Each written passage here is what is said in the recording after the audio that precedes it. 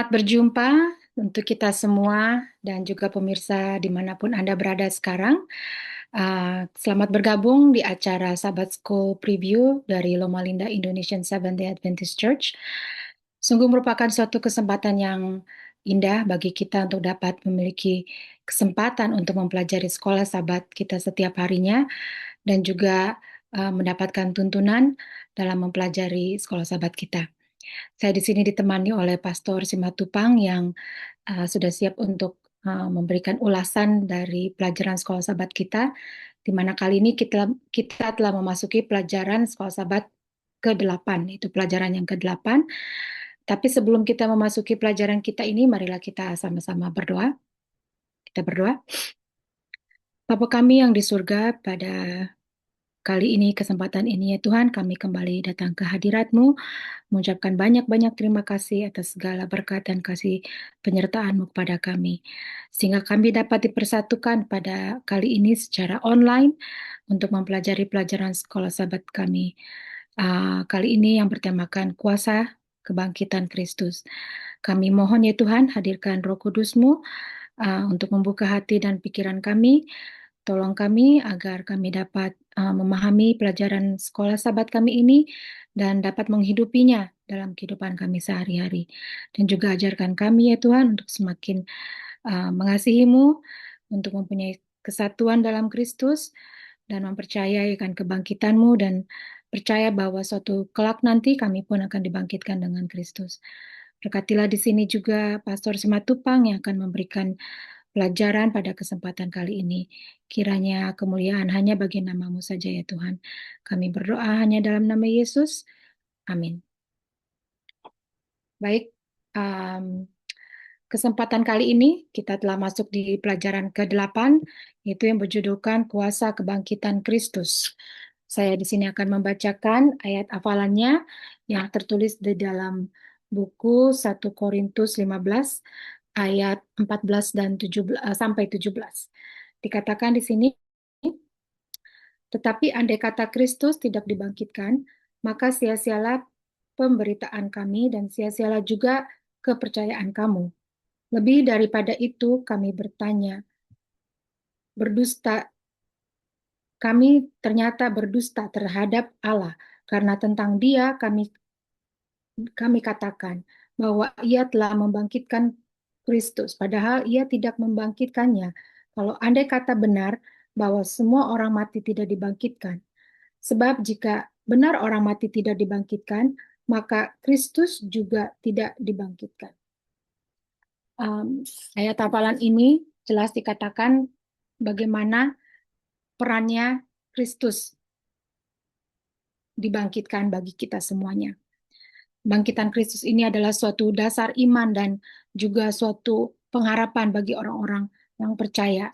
Paulus di sini menegaskan bahwa jika Kristus tidak dibangkitkan, maka pemberitaan Injil itu akan sia-sia. Dan iman kita pun akan sia-sia. Dan kita akan masih berada di dalam dosa. Saya akan membacakan beberapa pertanyaan yang nantinya akan diulas secara jelas oleh Pastor Simatupang. Di sini pertanyaannya, tanpa kebangkitan, pemberitaan tentang kematian Kristus tidak akan relevan. Mengapa pernyataan ini dikatakan oleh si penulis? Dan apakah maksud dari pernyataan Paulus, jika orang mati tidak dibangkitkan, marilah kita makan dan minum sebab besok kita akan mati. Jadi di sini Pastor Simatupang sudah siap untuk menolong kita dalam memahami pelajaran sekolah sahabat kita, sehingga kita dapat mempelajarinya dengan baik setiap harinya sepanjang pekan ke depan ini.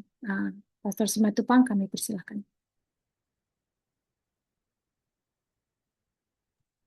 Baiklah, selamat pagi, selamat bertemu kepada kita semua, teman-teman yang setia hadir untuk mengikuti preview pelajaran sekolah sahabat kita untuk minggu yang baru ini, di mana kita sudah tiba di pelajaran yang ke-8.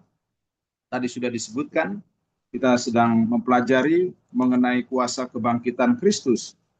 Dan kita juga sudah mendapatkan ayat hafalan yang sudah disampaikan tadi oleh Ibu Puji, bahwa dikatakan jika Kristus tidak dibangkitkan, maka pemberitaan kami ini sia-sia dan iman kita juga sia-sia. Dan jika Kristus tidak dibangkitkan, kita masih berada di dalam dosa. Diulangi itu kata iman itu sia-sia 2 kali dari 1 Korintus 15 ayat 14 sampai 17 yang disamerikan dengan kalimat seperti yang kita sudah baca tadi. Nah, tentunya apa yang melatar belakangi Paulus membahas mengenai hal kebangkitan ini oleh karena bila mana kita melihat pemberitaan yang selalu dikumandangkan oleh Rasul Paulus bahwa di dalam pelayanannya Paulus selalu membawakan atau mengkhotbahkan mengenai Injil Yesus Kristus. Dan Injil itu ataupun kabar baik tentang Yesus Kristus itu satu paket. Ya, kita tahu bahwa di dalam rencana penebusan Kristus datang ke dunia ini, ya, salah satu dari oknum kealahan itu Bapa, Anak, dan Roh Kudus, dan Allah Anak Yesus Kristus itulah yang menjelma menjadi manusia.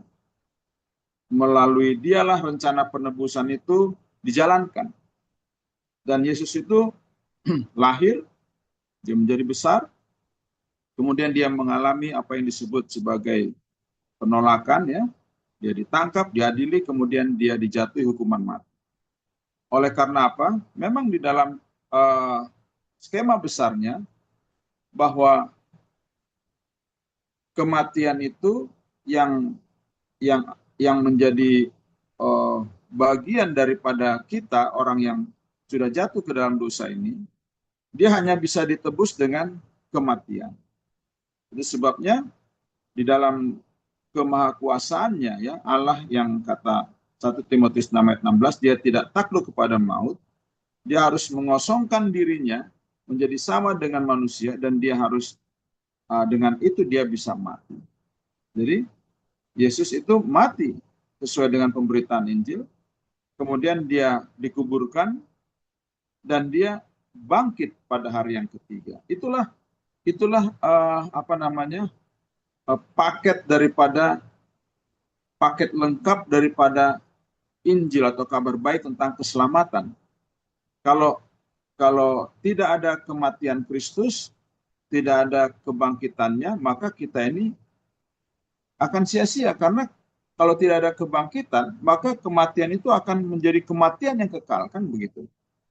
Atau seperti yang dikatakan dalam pelajaran kita, ya, orang yang mati itu menjadi mayat, disebut mayat, ya, jasad atau the body of the dead katanya. Kemudian dia akan melembek dalam bahasa kita seperti basah begitu. Kemudian dia akan kering, dia akan menjadi abu atau debu, dia menyatu kembali kepada tanah. Makanya di dalam Pengkhotbah 12 ayat 7, kalau seseorang mati itu tubuhnya kembali kepada tanah, kemudian hidupnya itu kembali kepada Allah yang mengaruniakannya, kan begitu. Itu sebabnya tanpa adanya pelajaran atau doktrin tentang kebangkitan orang mati yang didahului dengan kebangkitan Kristus, sehingga dia bisa menjamin orang yang percaya kepadanya juga untuk mengalami kebangkitan, seperti yang dikatakannya di dalam Yohanes 11 ayat 25, maka semua rencana keselamatan, rencana penebusan itu tidak ada apa-apanya, tidak ada artinya. Kita akan tiba pada satu, ya, seperti sia-sia, putus asa.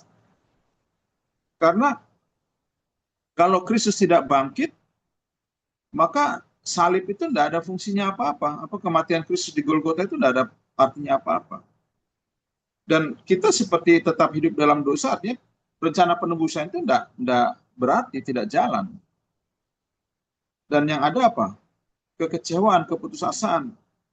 Karena kita akan hilang aja begitu. Orang yang mati itu ya sudah mati hilang. Bahkan katanya ada orang yang mati itu lebih lama daripada saat dia hidup misalnya. Ya dia hidup misalnya 13 tahun, dia mati begitu lama menunggu Yesus datang. Kalau orang tidak dibangkitkan, maka sia-sialah iman kita, kita tetap hidup dalam dosa. Dan anehnya atau masalahnya adalah banyak orang yang percaya bahwa mereka tidak percaya bahwa ada kebangkitan. Nah, inilah yang menjadi tantangan bagi Rasul Paulus. Sebabnya dia proklamirkan atau dia umumkan ya, proclaiming the resurrection of Christ, atau diterjemahkan dengan memaklumkan kebangkitan Kristus atau mengumandangkan kebangkitan Kristus. Karena apa? Jadi dia sampai yakinkan anggota atau anak-anak jemaatnya itu dengan berkata bahwa kita sudah belajar, kami mengajar, kamu sudah percaya, gitu kan? Apa yang kami beritakan kepada kalian atau pada jemaat Korintus, mereka terima, kemudian di dalamnya itu kalau diikuti terus artinya di dalamnya kita teguh berdiri ya, dengan pembelajaran itulah kita hidup. Kemudian melalui itu kita diselamatkan, artinya melalui iman yang kita yakini dengan pelajaran tentang kebangkitan Kristus ya. Melalui penebusan yang kita terima melalui Yesus Kristus yang prosesnya seperti itu. Makanya Yesus mati, Yesus dikuburkan, dan Yesus bangkit pada hari ketiga, itu adalah inti dari pekabaran. Dan itulah yang dihotbahkan di gereja mula-mula pada waktu yang lalu. Makanya di 1 Korintus 15 ayat 1 sampai 4 dengan Lukas 22, 24 ayat 44 sampai 47, di sana disebutkan jelas Yesus yang telah mati, dikuburkan, dibangkitkan pada hari ketiga sesuai dengan kitab suci. Kemudian buku Lukas juga mencatat begitu, Mesias harus menderita dan bangkit pada hari yang ketiga. Nah, inilah yang diajarkan oleh Paulus kepada orang-orang Korintus, sehingga mereka percaya pada ajaran tersebut. Maksudnya, dengan itulah kita hidup, kita mengimani, dan dengan itu kita diselamatkan, dalam bahasanya dia seperti itu.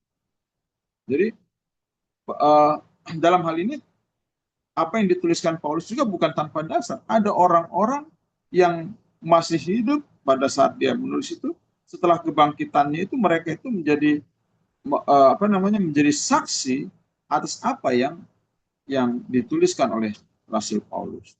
Dengan kata lain,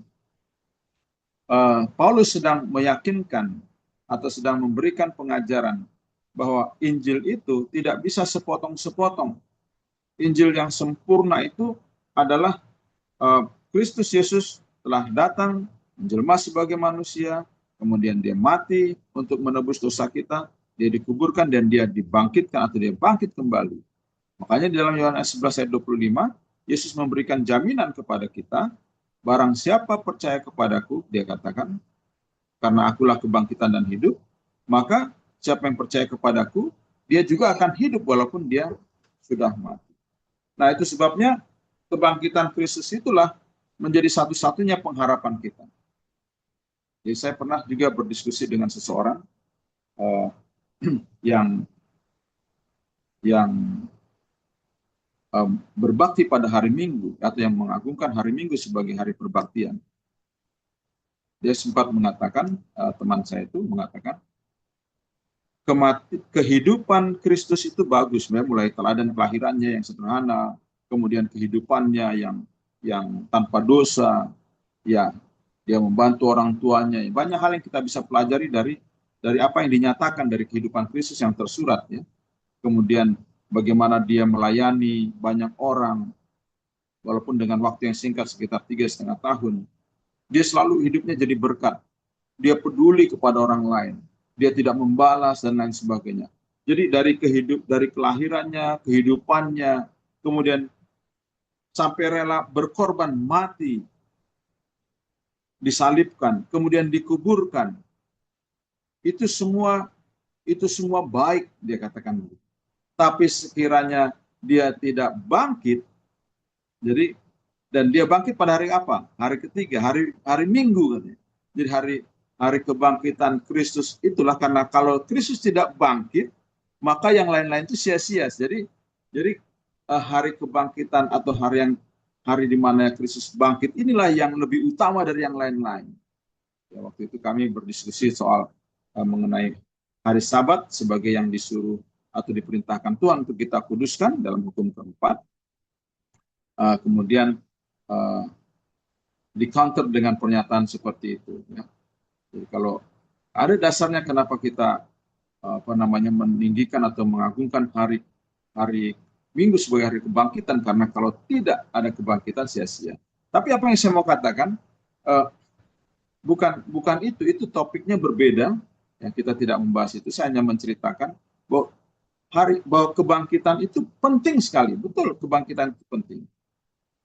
Kita Kalau kita bicara mengenai hari Sabat atau hari Minggu itu topik yang lain. Tapi saya mau katakan kita hanya mengikuti perintah Tuhan bahwa dia bekerja selama 6 hari, dia berhenti pada hari ketujuh, kemudian dia menyucikan hari itu dan menguduskan, dan dia memberikan perintah juga kepada kita. Namun dalam pelajaran ini kebangkitan Kristus itu memang penting, karena kalau Kristus tidak bangkit, sia-sialah pengharapan kita, karena dari Kristus saja kita bisa mendapatkan jaminan. Jika tidak ada kebangkitan orang mati, itu artinya berarti Kristus tidak bangkit.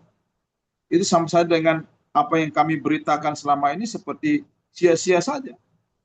Kemudian kalau begitu, iman kita juga akan sia-sia. Kemudian kami sebagai pemberita Injil juga seperti pemberita Injil yang palsu atau saksi palsu. Dan akhirnya apa yang kita imani itu menjadi tidak berguna. Karena apa? Karena kita masih hidup di dalam dosa, kan tidak terjadi penebusan. Dan tentu saja akhirnya apa? Kita akan mati seterusnya, dan tidak akan ada lagi nama kita, tidak akan ada lagi sosok kita. Karena setiap orang mati berkurang satu, dan lama-lama habis. Tapi kan berita baiknya tidak seperti itu. Berita baiknya adalah Kristus telah bangkit dari kematian, kemudian dia akan berjanji untuk datang kembali karena dia telah naik surga. Dia akan kembali untuk membawa kita pulang seperti yang dijanjikannya dalam Yohanes 14 ayat 1 sampai ayat 3. Itulah pekabaran yang perlu untuk kita imani, yang perlu kita teguh berdiri di dalamnya, karena disitulah inti daripada kehidupan Kristen kita atau sebagai pengikut Kristus. Itulah dia. Makanya Kristus itu disebut sebagai buah sulung, karena ya kalau kita mati ini, kita berdosa ini, itu sama saja dengan kita mewarisi atau mengikuti Adam pada waktu yang lalu. Ya, karena dengan jatuhnya ke dalam dosa Adam, maka semua kita jatuh ke dalam dosa. Kemudian dengan kehidupan, dengan pengorbanan yang dilakukan Kristus ini, dan siapa yang mengikutinya, kita mendapatkan kehidupan. Jadi seperti kebalikannya gitu. Yang satu Adam yang pertama, sehingga Kristus sering disebut sebagai Adam kedua. Yang Adam yang pertama membawa kita kepada kematian, ya, karena dosa yang kita kita jatuh di dalamnya ini membawa kita kepada rusaknya hubungan dengan Tuhan, yang akibatnya, ya, upah dosa adalah maut, tetapi kasih karunia Allah ialah hidup yang kekal. Jadi sebagai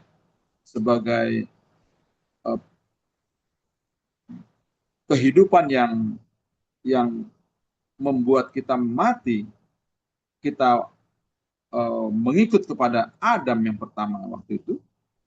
Lalu kehidupan atau teladan dari Adam kedua atau Kristus membuat kita akan mengalami kehidupan yang kekal, yang walaupun kita mati, kita akan mengalami yang disebut dengan kebangkitan. Jadi kalau kita lihat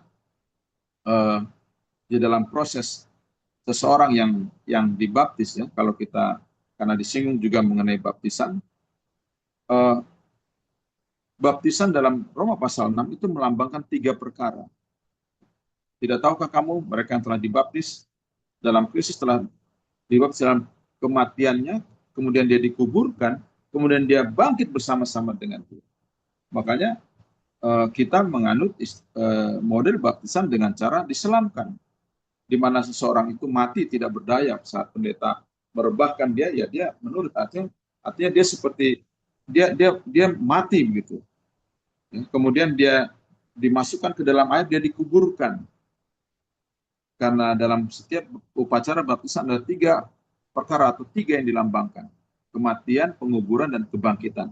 Saat seseorang dimasukkan ke dalam air, dikuburkan, dia tidak dibiarkan begitu terus. Dia akan diangkat lagi oleh pendeta itu, dikeluarkan lagi dari air, dan itu adalah lambang daripada kebangkitan. Jadi saat seseorang dibaptis, dia mengalami kematian terhadap kehidupan yang lamanya, dikuburkan, dan kemudian dia bangkit melalui kehidupan yang baru di dalam Kristus.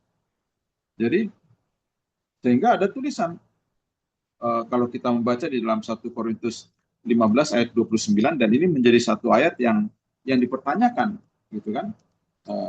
Tapi ada penjelasannya. Alkitab memberikan kita penjelasan melalui tulisan komentar atau Bible Commentary, dikatakan seperti ini. Ya, dalam 1 Korintus 15 ayat 29, ayat 29, jika tidak demikian, apakah faedahnya perbuatan orang-orang yang dibaptis bagi orang mati? Kalau orang mati sama sekali tidak dibangkitkan, mengapa mereka mau dibaptis bagi orang-orang yang telah meninggal?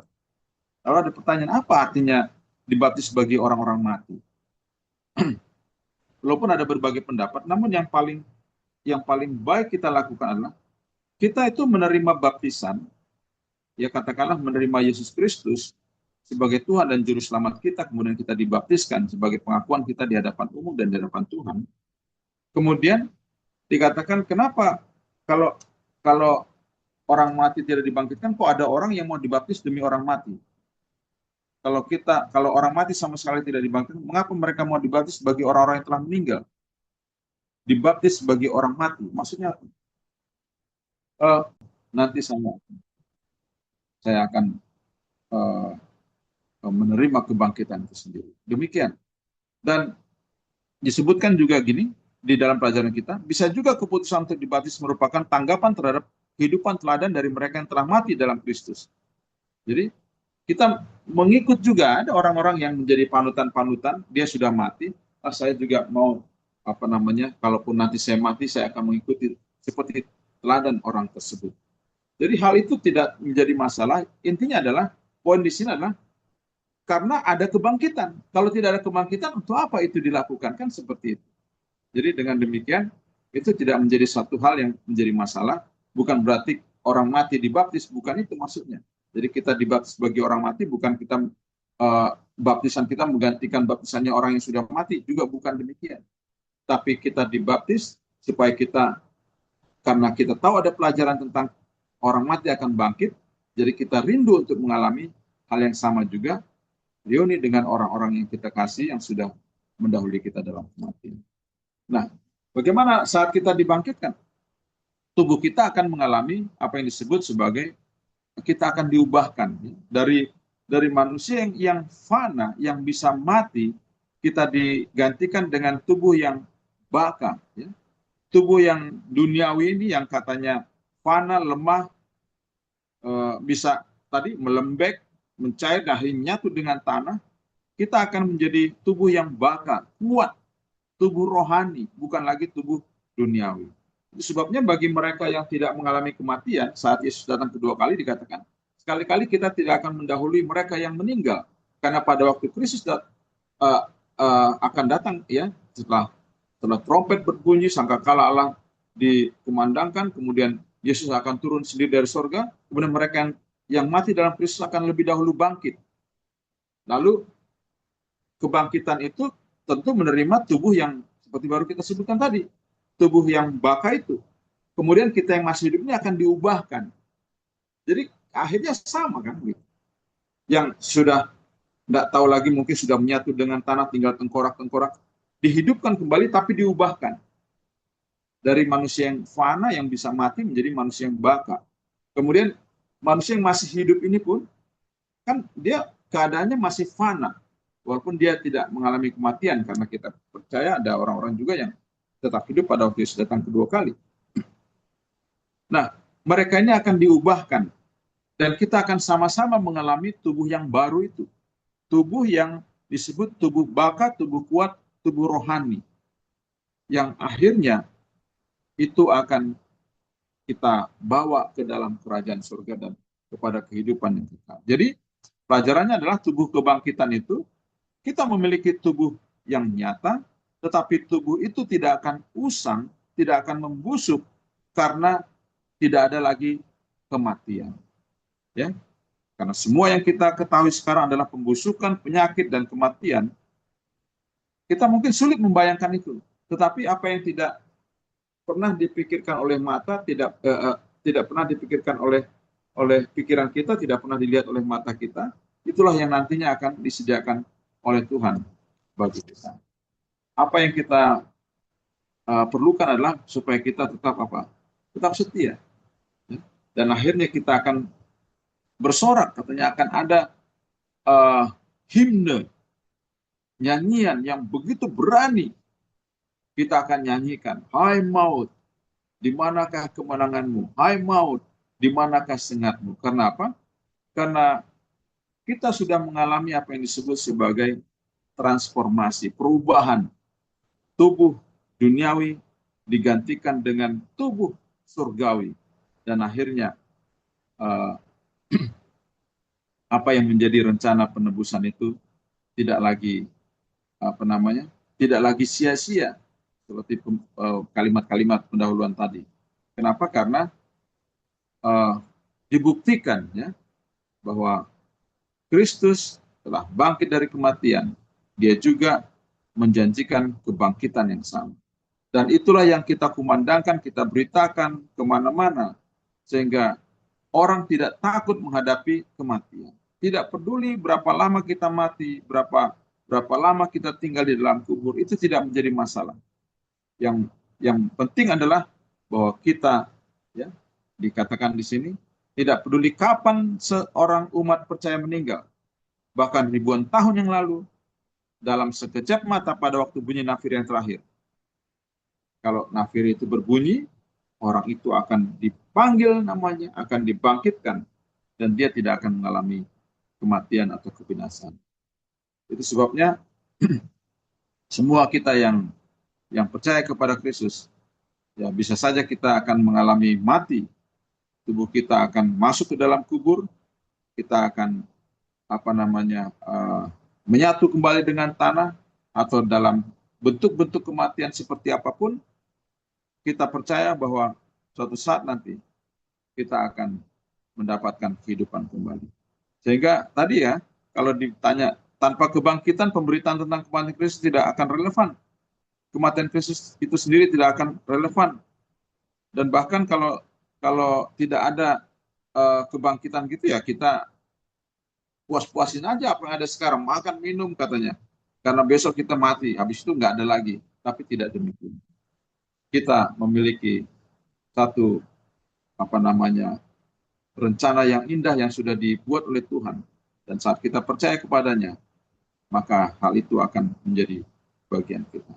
Kiranya Tuhan memberkati kita supaya kita tidak terombang-ambing dengan berbagai angin pengajaran. Ya.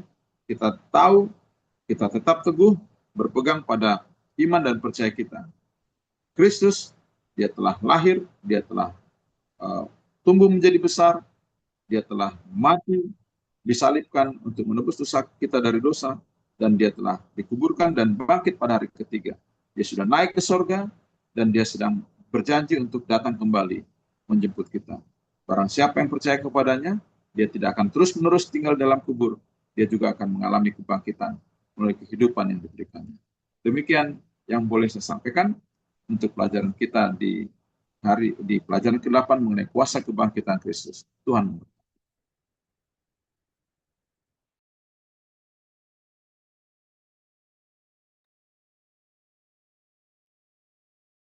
Baik, terima kasih Pastor Simatupang. Biarlah dari penjelasan dan uraian ini kita menjadi penginjil-penginjil Kristus yang percaya akan kebangkitan Kristus dan memiliki pengharapan yang nyata bahwa ada kebangkitan bagi orang-orang percaya. Dan biarlah ini juga menjadi suatu keyakinan bahwa kebangkitan Kristus itu akan memberikan kemenangan atas dosa dan kehidupan kekal bagi mereka yang percaya kepadanya. Di sini mungkin kita minta Pastor Simatupang untuk tutup dalam doa. Baiklah, mari kita kembali bersatu di dalam doa. Bapa kami Tuhan yang bertahta dalam kerajaan sorga, terpujilah Engkau Tuhan oleh karena kasih dan setiamu yang senantiasa menjadi bagian dari kehidupan kami. Terima kasih oleh karena Tuhan peduli kepada kami. Tuhan tidak ingin kami untuk hilang seterusnya. Melalui rencana penebusan, kami mendapatkan satu keyakinan, satu kepastian bahwa sekalipun kami bisa beristirahat dalam kematian, namun Engkau yang telah bangkit dari kematian itu, yang telah mengalahkan kematian itu, telah memberikan janji, barang siapa yang percaya kepadamu, mereka juga akan hidup walaupun kematian menimpa mereka. Tuhan berkati kami untuk terus berpegang teguh dan semakin kokoh iman dan percaya kami kepadamu, khususnya dengan topik mengenai kebangkitan ini. Dan biarlah kehidupan kami akan selalu menjadi kemuliaan bagi Tuhan, bagi nama Tuhan, dan menjadi berkat bagi sesama. Bagaimana kami akan berpisah dari pertemuan Zoom ini, Tuhan akan terus menyertai kami dalam segala kegiatan kami sepanjang hari ini, bahkan sepanjang minggu yang kami jalani. Mohon ampun akan segala dosa kami Tuhan, pertemukan kami kembali pada pertemuan mendatang dengan tidak kurang apapun juga. Karena kami persembahkan doa kami ini melalui Tuhan Yesus Kristus yang adalah Juru Selamat dan Penebus kami. Amin. Terima kasih Pastor Simatupang dan juga pemirsa kami dimanapun Anda berada. Kiranya ini dapat menuntun kita dalam mempelajari sekolah sahabat kita satu pekan ke depan. Tuhan kiranya memberkati.